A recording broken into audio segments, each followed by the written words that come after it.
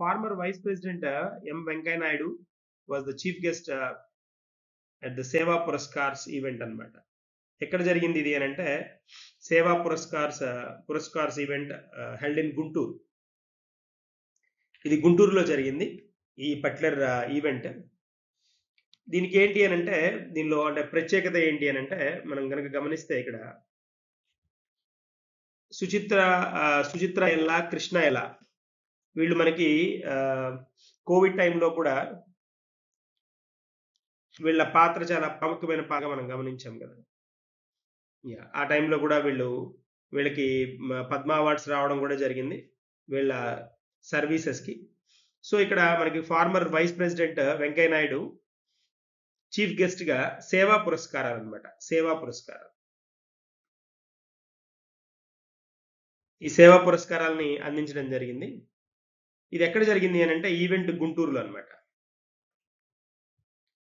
Occasion ఏంటి అంటే on the 75th birth anniversary of former vice speaker, మనకి vice speaker Kodela Sivaprasad అని ఉన్నారు కదా, కోడెల శివప్రసాద్. ఆయన జ్ఞాపకార్థం ఈ అవార్డులను ఇస్తున్నారనమాట. సో ఈ కోడెల విశిష్ట సేవా అవార్డ్స్ మనకి భారత్ బయోటెక్ ఎగ్జిక్యూటివ్ చైర్మన్ అయిన కృష్ణ ఎల్లా ఈయనమాట. కృష్ణ ఎల్లాకి తర్వాత ఆయన వైఫ్ మేనేజింగ్ డైరెక్టర్ అయిన మనకి సుచిత్ర ఎల్లా వీళ్ళకి ఈ అనౌన్స్ చేయడం జరిగింది అనమాట. తర్వాత యాక్టర్ బ్రహ్మానందం, తర్వాత కార్డియాలజిస్ట్ గోపాలకృష్ణ గోఖలే ఈ అవార్డ్స్ ని రిసీవ్ చేసుకోవడం జరిగింది అనమాట. ఈ సంవత్సరానికి ప్రతి సంవత్సరం ఇస్తున్నారు. ఇది 75వ యానివర్సరీ. కోడెల శివప్రసాద్ మనకి వైస్ స్పీకర్, ఎక్స్ స్పీకర్ కదా, ఆయన గౌరవార్థం ఆయన గౌరవార్థం ఇచ్చే అవార్డు అనమాట ఇది. సో కృష్ణ ఎల్లా అండ్ మనకి ఈవిడ మేనేజింగ్ డైరెక్టర్ సుచిత్ర ఎల్లా, Bharat bio executive chairman, managing director వీళ్ళకి ఇవ్వడం జరిగింది. వీళ్ళతో పాటు actor Brahmanandam and cardiologist Gopalakrishna Gokhale ఈ అవార్డ్స్ ని రిసీవ్ చేసుకున్నారు అనమాట. తర్వాత మనం చూస్తే నెక్స్ట్ మనకి కనుక వెళ్తే మనం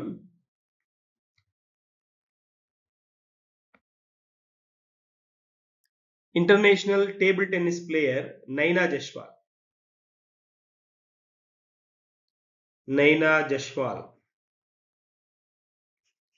ఈ నైనా జస్వాల్ కన్ఫర్డ్ విత్ డాక్టరేట్ అనమాట. 22 సంవత్సరాలకే డాక్టరేట్ వచ్చిన పర్సన్ అనమాట. ఈవిడికి తెలుసు మనకి బాగా, చాలా ఫేమస్ పర్సన్ ఈవిడ, చాలా ఫేమస్ టేబుల్ టెన్నిస్ ప్లేయర్ అనమాట. International table tennis player and city resident నైనా జైస్వాల్. సో ఈవిడ మల్టీఫేస్టెడ్ కెరీర్, ఒక దీనిలోనే కాదు, స్పోర్ట్స్లోనే కాదు, స్పోర్ట్స్, ఎడ్యుకేషన్, స్పిరిచువాలిటీ, ఇలా తర్వాత మోటివేషనల్ స్పీకర్, చాలా ఉన్నాయి. మోటివేషనల్ స్పీకర్, ఇలా నెంబర్ ఆఫ్ ఫేసెట్స్ అనమాట. అది like multi facets career cap అంట. Youngest and the first girl in India to be awarded with the doctorate at the age of 22.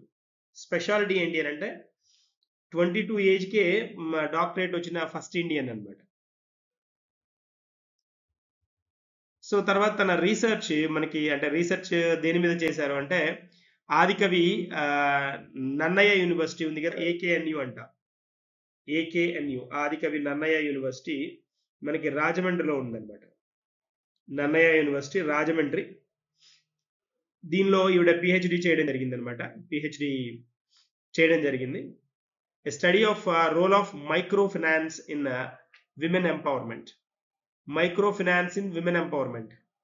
స్త్రీ సాధికారత ఏదైతే ఉందో, ఈ స్త్రీ సాధికారతకి మైక్రో ఫైనాన్స్, చిన్న మొత్తాల పొదుపు ఉంటుంది కదా, చిన్న మొత్తాల పొదుపు లేదా మైక్రో ఫైనాన్స్. ఈ మైక్రో ఫైనాన్స్ స్త్రీ సాధికారతకి ఎలా తోడ్పడుతుంది అనే దాని మీద అనే టాపిక్ మీద ఈవిడ పిహెచ్డి చేసింది, రీసెర్చ్ చేశారనమాట. ఆదికవి నన్నయ్య యూనివర్సిటీలో రాజమహేంద్రవరం.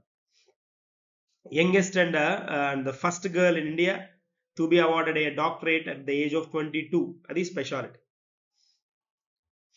తర్వాత చూస్తే మనం AP government renames Bhavanapadu port as the Moolapeta port. Bhavanapadu ఈ పోర్టుని మూలపాడు పోర్టుగా మార్చడం జరిగిందనమాట. శ్రీకాకుళం డిస్ట్రిక్ట్ లో మూలపాడు పోర్ట్ శ్రీకాకుళం డిస్ట్రిక్ట్ లో అనమాట. ఇది Bhavanapadu port in Srikakulam district renamed as a Mulapeta port. అక్కడ దేనికి అంటే దీన్ని పేరు మార్చడానికి రీజన్ ఏంటి అని అంటే, అక్కడ రైతులు ఎవరైతే ఉన్నారో ఆ రైతుల అభ్యర్థన మేరకు ఈ రకంగా ఈ పేరును మార్చడం జరిగిందనమాట. మనకి పోర్ట్స్ డిపార్ట్మెంట్ ఉంటారు కదా, department of infra and investments ports కి రిలేటెడ్ గా వీళ్ళు ఈ ఒక మెమోని ఇంట్రడ్యూస్ చేశారు. భావనపాడు పోర్ట్ ని మేము మూలపేట పోర్ట్ గా మారుస్తున్నాం అనేసి. శ్రీకాకుళం డిస్ట్రిక్ట్ లోది. అయితే ఇక్కడ గవర్నమెంట్ కి ఫార్మర్స్ ఇచ్చిన రిపోర్ట్ లో ఈ డిస్ట్రిక్ట్ కలెక్టర్ ఆఫ్ శ్రీకాకుళం దాన్ని గవర్నమెంట్ పరిధిలోకి తీసుకొని వచ్చి దానికి అలా పేరు మార్చడానికి అలా వాళ్ళు అడుగుతున్న రీజన్స్ ఏంటి, ఎందుకు పేరు మార్చాలి అనే దానికి ఒక కమిటీని కూడా కండక్ట్ చేసి, తర్వాత అక్కడ ల్యాండ్ ఎక్విజిషన్ ఉంది కదా, ఆ ల్యాండ్ ఎక్విజిషన్ టైంలో ఫార్మర్స్ ల్యాండ్ తీసేసుకున్నారు కదా, ల్యాండ్ ఎక్విజిషన్ జరిగింది కదా. ఈ మూలాపేట అండ్ మనకి విష్ణు చక్రం విలేజెస్ అనమాట. మూలాపేట విష్ణు చక్రం విలేజెస్ ఉన్నాయి అక్కడ. విష్ణు చక్రం ఈ villages had requested for the change of the name Mulapeta port instead of Bhavana port అనమాట. వీళ్ళు అభ్యర్థన పెట్టారు. మూలపేట వాళ్ళు, విష్ణు చక్రం ఆ విలేజ్ కి చెందిన వాళ్ళు రిక్వెస్ట్ చేయడం జరిగిందనమాట. దీనికి రీజన్ ఏంటి అని అంటే వాళ్ళు చెప్తున్న రీజన్ ఏంటి అని అంటే, Bhavanapadu village was not covered in the present proposed port area. అది పాయింట్. ఈ భావనపాడు అనే ఏరియా ఇప్పుడు ప్రెసెంట్ వీళ్ళు పోర్ట్ కింద ఏవైతే శాంక్షన్స్ ఇచ్చారో ఆ పోర్ట్ పరిధిలోకి ఈ భావనపాడు విలేజ్ రాదనమాట. So then the village was not covered in the present proposed port area, whereas all the lands of the Mulapeta and some Vishnu Chakram villages were proposed to be acquired. కాబట్టి ఏం చేయాలి అంటే దీని పరిధిలోకి వచ్చేవి ఏమేమి ఉన్నాయి అని అంటే, ఈ మూలపేట అండ్ విష్ణు చక్రం విలేజెస్ వాటికి సంబంధించిన ల్యాండ్ ఎక్విజిషన్ కిందకు వచ్చాయన్నమాట. అందుకనేసేసి ఏంటి అని అంటే వీటిని ఈ పోర్టు పరిధిలోకి తీసుకొచ్చేసేయండి. అంటే దీనికి భావనపాడు పేరు కంటే మూలపేట పోర్ట్ అనేది కరెక్ట్ అయిన పేరు అని వీళ్ళు ఫైనలైజ్ చేయడం, వాళ్ళు అభ్యర్థన చేయడం కలెక్టర్ని. దాంతో వాళ్ళ అభ్యర్థన మేరకు ఈ మూలపేట పోర్టుగా నామకరణం చేయడం జరిగిందనమాట. చాలా చాలా స్పెషల్ వన్ ఇది. AP government renamed this Bhavanapadu port అనమాట. తర్వాత మనం నెక్స్ట్ వన్కి వెళ్దాం.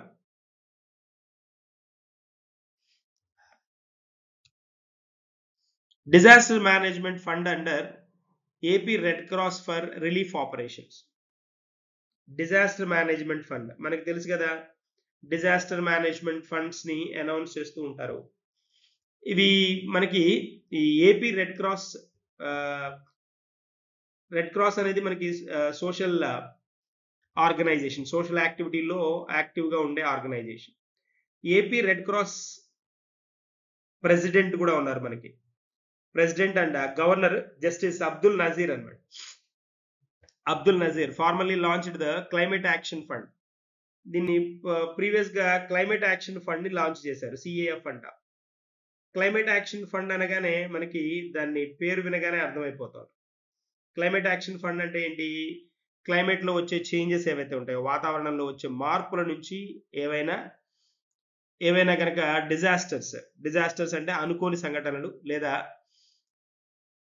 ఏమైనా విపత్తులు కనుక వచ్చినప్పుడు వాటి కోసమని కొంత ఫండ్ ని, కొంత కార్పస్ ని, ఇలాంటి కాంటింజెన్సీ ఇష్యూస్ వచ్చినప్పుడు, కాంటింజెన్సీ అంటాం కదా, మనం కాంటింజెన్సీ ఫండ్ అనేది పాలిటీలో కూడా వింటాం. కాంటింజెన్సీ ఫండ్ ఉంటుంది అనమాట. ఎప్పుడు కాంటింజెన్సీ ఫండ్ 500 crores ప్రెసిడెంట్ దగ్గర ఉంటుంది అనమాట. సో అలాంటి కాంటింజెన్సీ ఎమర్జెన్సీ కండిషన్స్ నుంచి బయటపడడానికి ఈ క్లైమేట్ యాక్షన్ ఫండ్ ని ఇంట్రడ్యూస్ చేశారు. తర్వాత దీని ఏంటి అంటే దాని కింద కొంతమంది స్వచ్ఛందంగా ఒక 40 lakhs rupees ని గవర్నర్ కి అందించడం జరిగింది. ఈ finally they highlighted the AP Red cross is, వీళ్ళు ఈ అమౌంట్స్ ని ఫండ్ చేయడంతో పాటు వీళ్ళు చేసింది ఏంటి అని అంటే, AP Red cross is the first branch in the country to start such a fund. ఇలాంటి ఫండ్ ని ఇంట్రడ్యూస్ చేయడం ఫస్ట్ అనేసి. అంతేకాకుండా ఇంకోటి ఏంటి అంటే, ఇలా ఈ టైప్ ఆఫ్ న్యాచురల్ కెలామిటీస్ ద్వారా ఎవరైతే విక్టిమ్స్ ఉంటారో, న్యాచురల్ కెలామిటీస్ ద్వారా, ఈ ప్రకృతి వైపరీత్యాల ద్వారా దెబ్బతినిన వాళ్ళు ఎవరైతే ఉంటారో వాళ్ళకి వాళ్ళ అభివృద్ధి కోసం లేదా వాళ్ళకి కావాల్సిన అవసరాలను తీర్చడం కోసం ఈ ఫండ్ ని ఉపయోగించాలి అని నోటిఫై చేయడం జరిగింది అనమాట. సో తర్వాత ఇక్కడ ఏంటి అని అంటే, 10 lakhs junior and youth red cross volunteers will play a vital role as a CAF soldiers. ఇది చాలా పెద్ద నెట్వర్క్ అనమాట. ఈ సిఏఎఫ్ సోల్జర్స్ చాలా పెద్ద నెట్వర్క్. దాదాపుగా 10 లక్షల మంది ఏపీ రెడ్ క్రాస్ మనకి దీని కింద, సిఏఎఫ్ కింద, క్లైమేట్ యాక్షన్ ఫండ్ కింద వీళ్ళు ఫంక్షన్ చేస్తున్నారని అంటే చాలా గొప్ప విషయం కదా. సో వాళ్ళు ఏం హైలైట్ చేశారు అంటే, AP Red cross was the first branch in the country to launch such a fund, CaF అనమాట, క్లైమేట్ యాక్షన్ ఫండ్ అనేసి. తర్వాత వీళ్ళు ఏంటి అంటే, దాదాపుగా 10 లక్షల మంది సోల్జర్స్ ఈ రెడ్ క్రాస్ యాక్టివిటీస్ లో వాలంటీర్స్ గా పనిచేస్తున్నారని కూడా అనౌన్స్ చేయడం జరిగింది. అదొక స్పెషల్ థింగ్ అనమాట. తర్వాత మనం చూస్తే, తర్వాత నెక్స్ట్ వన్ కనుక వెళ్తే,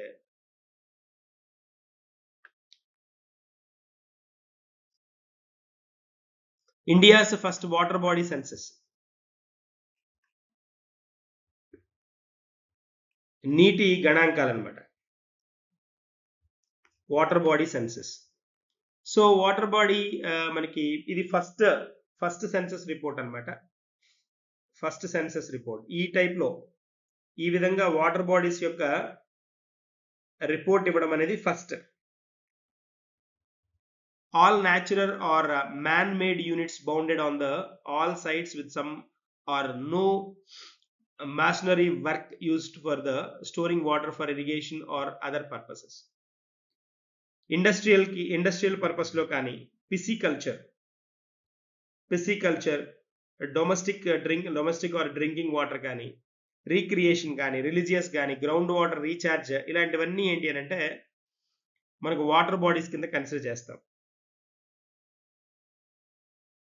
సో అంటే ఎక్కడెక్కడైతే వాడుతున్నారో ఇవన్నీ వాటర్ బాడీస్ కింద టర్న్ చేస్తాం.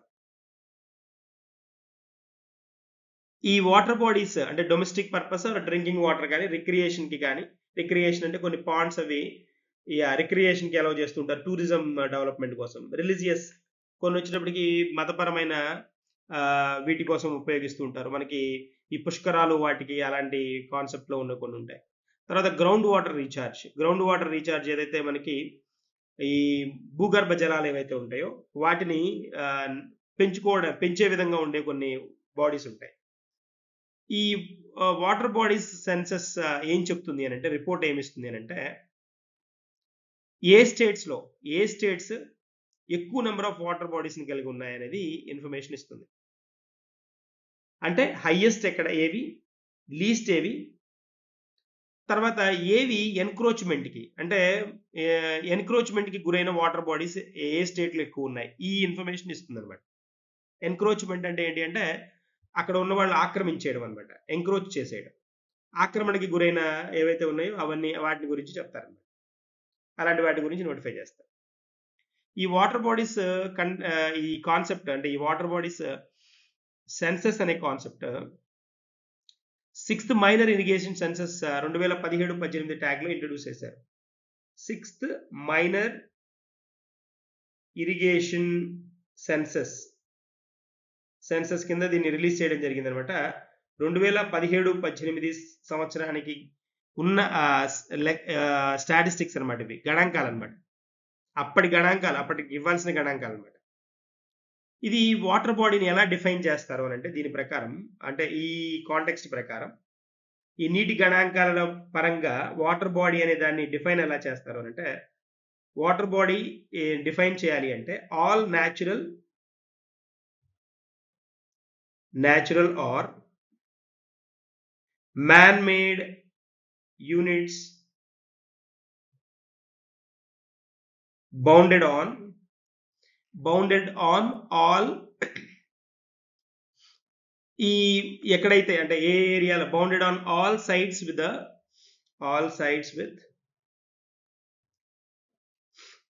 with some or no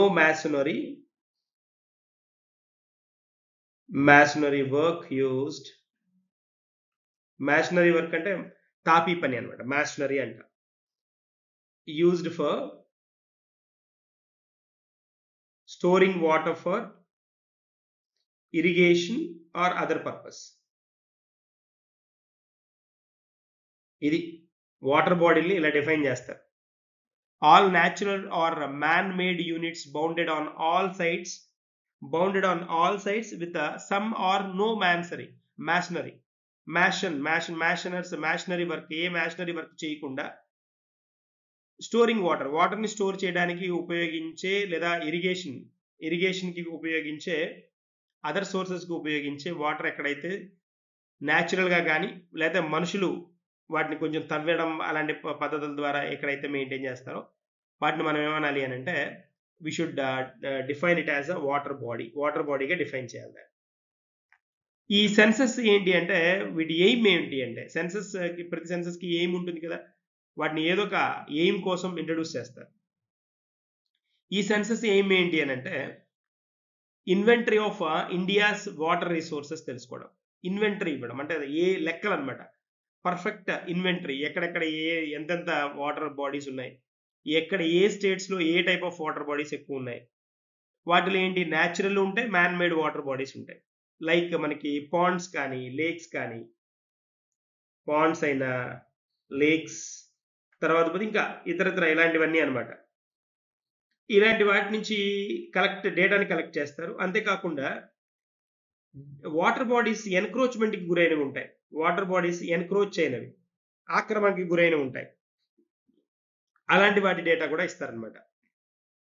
ఈ సెన్సస్ కనుక మనం చూస్తే, ఈ సెన్సస్ని కనుక ఒకసారి మనం కూలంకషంగా కనుక చూస్తే, దాదాపుగా వీళ్ళు ఎన్యూమరేషన్ అంటే వీళ్ళ గణాంకాలు లెక్కలు ఎన్యూమరేట్ చేసింది ఎంత అంటే వీళ్ళు దాదాపుగా 24,24,540 వాటర్ బాడీస్ని వీళ్ళు చెక్ చేయడం జరిగింది అనమాట. అంటే ఎన్యూమరేట్ చేశారు.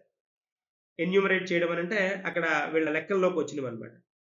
ఎన్యూమరేషన్కి వచ్చినవి 24,24,540 వాటర్ బాడీస్ అనమాట టోటల్ ఇండియాలో. సో వీటిలో వెస్ట్ బెంగాల్కి వచ్చేటప్పటికి, West Bengal accounting for the most అనమాట. It's accounting for the most 7.47 lakh, 7.47 లక్షల వాటర్ బాడీస్, అంటే వర్తున్న వాటర్ బాడీస్, అంత ప్లేస్ ఆక్యుపై చేసిన వాటర్ బాడీస్ మనకి వెస్ట్ బెంగాల్ ఉంటే ఇది ఫస్ట్ పొజిషన్లో ఉంది. సిక్కిం ఈజ్ ద లీస్ట్, అతి తక్కువ ఉన్నది ఏది అని అంటే సిక్కిం, దాదాపుగా 134 కిలోమీటర్స్ అనమాట, లీస్ట్ అదే. Sikkim is the least. So 134 bodies ఇవి, 7.47 ఇవి ఎకరాలు అవి కాదు, 7.47 lakh వాటర్ బాడీస్ అనమాట. వాటర్ బాడీస్ అవి ఏవేవి అయి ఉండొచ్చు, పాండ్స్ అవ్వచ్చు, లేక్స్ అవ్వచ్చు, ఏవైనా. సిక్కింలో వచ్చినప్పటికి 134 ఇలాంటి వాటర్ బాడీసే కనిపించాయి అనమాట.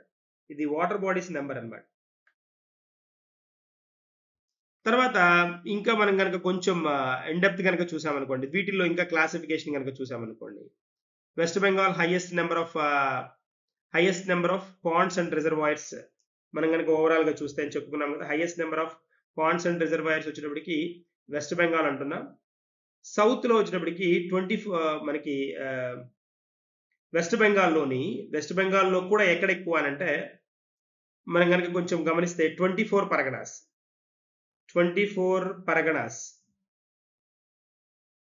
ఈ 24 పరగనాస్ అనేది ఒక ప్లేస్ అన్నమాట, మనకి మండల్ లెవెల్ అన్నమాట 24 పరగనాస్. ఇది మనకి గమనిస్తే మన ప్రణబ్ ముఖర్జీ ఉన్నారు కదా, ఈయన ప్రణబ్ ముఖర్జీ కాన్స్టిట్యుయెన్సీ అన్నమాట. ఈయన కాన్స్టిట్యుయెన్సీ మనకి ఈయన ఫినాన్స్ మినిస్టర్ గా చేశారు. తర్వాత పోతే నెక్స్ట్ ప్రైమ్ మినిస్టర్ గా కూడా చేశారు కదా, మనకి ప్రైమ్ మినిస్టర్ గా కాదు, ప్రెసిడెంట్ గా కూడా చేశారు కదా. ఆయన కాన్స్టిట్యుయెన్సీ అన్నమాట 24 పరగనాస్. ఎక్కడిది అంటే వెస్ట్ బెంగాల్లో. ఈ డిస్ట్రిక్ట్, ఈ 24 పరగనాస్ అనే డిస్ట్రిక్ట్, ఇప్పుడు ప్రెసెంట్ డిస్ట్రిక్ట్ ఇది. దీనిలో highest number of water bodies ఉన్నాయన్నమాట. West Bengal state wise highest, దానిలో వెస్ట్ బెంగాల్లో 24 పరగనాస్ అన్నమాట. 24 Parganas highest, district wise highest అన్నమాట. District wise highest number of water bodies ఉన్న వెస్ట్ బెంగాల్లో డిస్ట్రిక్ట్ ఏది అని అంటే అది మనకి దిస్ వన్. ఎక్కడ ఏమేమి ఎక్కువ ఉన్నాయి వెస్ట్ బెంగాల్లో అంటే మనం మాట్లాడుకున్నాం పాండ్స్ అండ్ రిజర్వాయర్స్. ఏ టైప్ ఆఫ్ వాటర్ బాడీస్ ఉన్నాయనేది కూడా తెలియాలి కదా, అది పాయింట్. మనకి ఇక్కడ మనం ఆంధ్రప్రదేశ్ పరిస్థితి ఏంటి అని అంటే, ఆంధ్రప్రదేశ్లోకి వచ్చేటప్పటికి మనకి హైయెస్ట్ నెంబర్ ఆఫ్ ట్యాంక్స్ అన్నమాట. ట్యాంక్స్ ఎక్కువ నెంబర్ మనకి ఎక్కడ అని అంటే ట్యాంకులు highest number of tanks at Andhra Pradesh. తమిళనాడుకి వచ్చేటప్పటికి తమిళనాడు ప్రత్యేకత ఏంటి అంటే lakes, highest number of lakes అనమాట. తర్వాత మహారాష్ట్రకి వచ్చేటప్పటికి మహారాష్ట్ర స్పెషాలిటీ ఏంటి అంటే వాటర్ కన్జర్వేషన్ స్కీమ్స్ ఎక్కువ ఉన్న state. Water conservation schemes highest ఉన్న స్టేట్. వాటర్ కన్జర్వేషన్ స్కీమ్స్ ఎక్కువ ఉన్న స్టేట్ అనమాట. సో చూడండి, మనం ఇక్కడ ఈ పాయింట్స్ చూడండి, ఇవన్నీ ఇంపార్టెంట్ పాయింట్సే. తర్వాత ఇంకొక స్టెప్ కనుక మనం ముందుకు వేస్తే ఇంకేమన్నా ఇంపార్టెంట్ పాయింట్లు ఉన్నాయా ఇక్కడ అంటే ఉన్నాయని చెప్పుకోవాలి. దాదాపుగా ఈ వాటర్ బాడీస్ ఎక్కువ శాతం ఎక్కడ ఉంటున్నాయి బాబు అని అంటే రూరల్ ఏరియాలోనే మనకు తెలుసు. మనకి అది తెలిసిన పాటే కదా. దాదాపుగా 97.1%, 97.1% రూరల్ ఏరియాస్ లో వాటర్ బాడీస్ ఉన్నాయి. 97.1%. చూడండి ఒకసారి, థింక్ అబౌట్ 97.1% మనకి రూరల్ ఏరియాల్లో ఈ వాటర్ బాడీస్ ఆక్యుపై ఉన్నాయి అనేది పాయింట్. చాలా స్పెషల్ కదా. అయితే ఇక్కడ మరి అర్బన్ ఏరియాస్ లో ఇంకెంత అంటే ఇది 97.1 అంటే సెమీ అర్బన్ కూడా ఉంటాయి. 2.9% అర్బన్ ఏరియాస్ లో 2.9%. తర్వాత most of the water bodies ఎక్కువ అంటే ఈ స్టేట్ లో డిస్ట్రిక్ట్స్ లో ఎక్కువ ఉన్న వాటర్ బాడీ ఏది అంటే, వాటర్ బాడీస్ ఎక్కువ ఉన్నది ఎక్కడ అంటే, ఏ టైప్ ఆఫ్ వాటర్ బాడీ ఎక్కువ ఉంది అని అంటే అది పాండ్స్ హైయెస్ట్ ఓవరాల్ గా మనకి. తర్వాత ట్యాంక్స్ హైయెస్ట్. తర్వాత థర్డ్ రిజర్వాయర్స్. ఇలాగనమాట, పాండ్స్ హైయెస్ట్, తర్వాత ట్యాంక్స్, తర్వాత రిజర్వాయర్స్. ఇవి టాప్ 3 కేటగిరీస్ లో మనకి హైయెస్ట్ వాటర్ బాడీస్ ఏవి ఎక్కువ ఎక్కడ ఉన్నాయి వాటర్ బాడీస్ ఉన్నాయి, ఏ బాడీస్ ఎక్కువ ఉన్నాయని చెప్పేది అనమాట. తర్వాత వీటి తర్వాత ఇక్కడ కనుక మనం చూస్తే పాండ్స్, ట్యాంక్స్ అనుకున్నాం, రిజర్వాయర్స్ అనుకున్నాం. రిజర్వాయర్స్ తర్వాత వాటర్ కన్జర్వేషన్ స్కీమ్స్, తర్వాత పెర్కోలేషన్ ట్యాంక్స్, PETs అంటారు, పెర్కోలేషన్ ట్యాంక్స్. చిన్నవి ఉంటాయి మామూలు ట్యాంక్ తో కలిపి. తర్వాత చెక్ డ్యామ్స్ తర్వాత లేక్స్. ఇది category. First ponds, second tanks, third reservoirs, తర్వాత మనకి స్కీమ్స్, వాటర్ కన్జర్వేషన్ స్కీమ్స్, తర్వాత పోతే next percolation tanks, check dams, lakes, ఇదనమాట classification.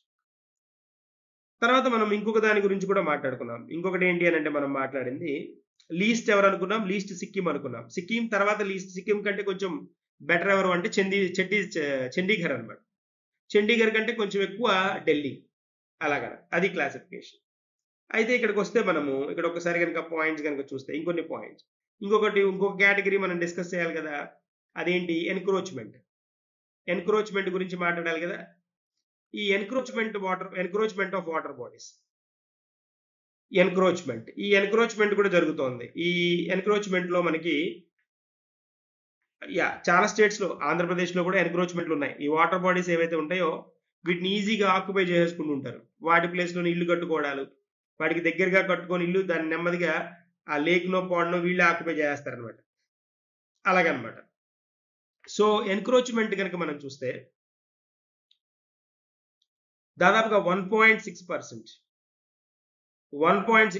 Of the enumerated water bodies are encroached.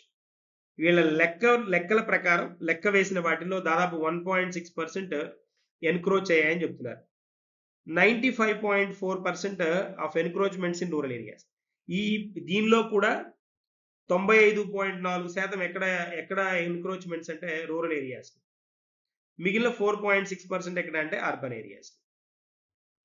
Known ఫ్యాక్టే, మనకి తెలిసిందే అది. రూరల్ ఏరియాలోనే ఏం చేస్తారు అని అంటే వాళ్ళు ఆ పక్కనే ఇల్లు కట్టుకొని ఉంటారు, నెమ్మదిగా దాన్ని స్ప్రెడ్ చేసుకుంటూ దాన్ని ఆక్యుపై చేసేస్తారనమాట. అలాగే ఆక్యుపై చేయడం అంటే పాజిటివ్ కాంటెక్స్ట్ లో నెమ్మదిగా స్ప్రెడ్ చేసుకుంటూ వెళ్ళిపోతారు.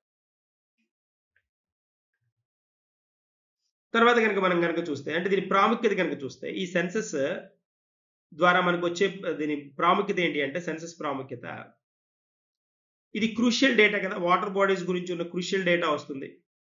దీన్ని బేస్ చేసుకొని ఏంటి అని అంటే పాలసీ మేకర్స్ ఎవరైతే ఉంటారో, పాలసీ అంటే విధానాల రూపకల్పన చేసే వాళ్ళు ఉంటారు కదా, వాళ్ళు ఏం చేయొచ్చు అని అంటే కన్జర్వేషన్ ఎలా చేసుకోవాలి, వాటర్ రిసోర్సెస్ మేనేజ్మెంట్ ఎలా చేయాలి, వాటర్ని కన్జర్వ్ ఎలా చేసుకోవాలి, ఇలాంటి యాక్టివిటీస్ మీద ఎక్కడ ఎక్కువ ఫోకస్ చేయాలి, ఇలాంటి డెసిషన్స్ తీసుకోవడానికి, ఇలాంటి ఏమైనా కొత్త పాలసీస్ తీసుకురావడానికి ఈ డేటా బాగా ఉపయోగపడుతుంది అనమాట. అంతేకాకుండా ఇవేంటి అని అంటే ఈ data it highlights the disparities between rural and urban areas. ఏవేవైతే భేదాలు ఉన్నాయో రూరల్ ఏరియాకి, గ్రామీణ ప్రాంతాలకి, పట్టణ ప్రాంతాలకి ఉన్న భేదం ఏదైతే ఉందో దాన్ని చాలా క్రిస్టల్ క్లియర్గా కనిపించేటట్టు చేస్తాయి అన్నమాట ఇలాంటి డేటా. అంతేకాకుండా ఏంటి అంటే ఎన్క్రోచ్మెంట్ నుంచి బయటపడాలంటే ఏం చేయాలి, ఎలాంటి యాక్టివిటీస్ని తీసుకురావాలి గవర్నమెంట్, ఇలాంటి వాటిని గురించి కూడా గవర్నమెంట్ పాలసీ మేకింగ్ చేసుకోవాలి అని అంటే మనకి ఇట్లాంటి సెన్సస్ కావాలి. ఇది ఏంటి అంటే ఇలాంటి డేటాలు కనుక మనం చూస్తే it's a base line for the future assessment of India's water resources. ఆ పాయింట్ మనం చెప్పచ్చు. ఇవి దేనికి ఉపయోగపడతాయంటే it's a base line, that's a point, base line. అంతే కదా, ఎలాంటి వాటర్కి రిలేటెడ్గా రిసోర్సెస్ని వాటర్ అసెస్మెంట్ అంచనాలు ఏం వేయాలి అన్నా కూడా this is the base line అనమాట. అందుకని this data is the base line for future assessments of India's water resources. ఇది point. Helping to monitor changes and మనం ఇంకా ఏం చేయొచ్చు వీటితోటి, ఈ బేస్ లైన్ ఇన్ఫర్మేషన్ డేటా దొరకడం వల్ల ఏం చేయొచ్చు అంటే వీటిని ప్రాపర్గా మానిటర్ చేసుకొని ఎన్క్రోచ్ అవ్వకుండా కాపాడుకోవచ్చు. అంతేకాకుండా this particular data helps to monitor changes. వీటిలో వస్తున్న ఇప్పుడు మళ్ళీ నెక్స్ట్ డేటా ఇచ్చారనుకోండి, ఇచ్చే టయానికి దీన్ని కంపేర్ చేస్తే ఎంత ఎంక్రోచ్ అయిందో తెలుస్తుంది, ఎలాంటి మార్పులు వస్తున్నాయో తెలుస్తుంది ఈ పర్టికులర్ పాండ్స్లో, లేక్స్లో, రిజర్వాయర్స్లో, ఇలాంటి వాటిలో. And progress towards the sustainable water management. Main context అంతా దేనికి అంటే సస్టైనబుల్ వాటర్ మేనేజ్మెంట్. ఈ స్టెప్పులన్నీ దేనికి అంటే సస్టైనబుల్ వాటర్ మేనేజ్మెంట్, సుస్థిరమైన నీటి పరిరక్షణ, నీటి రక్షణ లేదా నీటి నియంత్రణ అనేది జరుగుతుంది అనమాట. That's a context.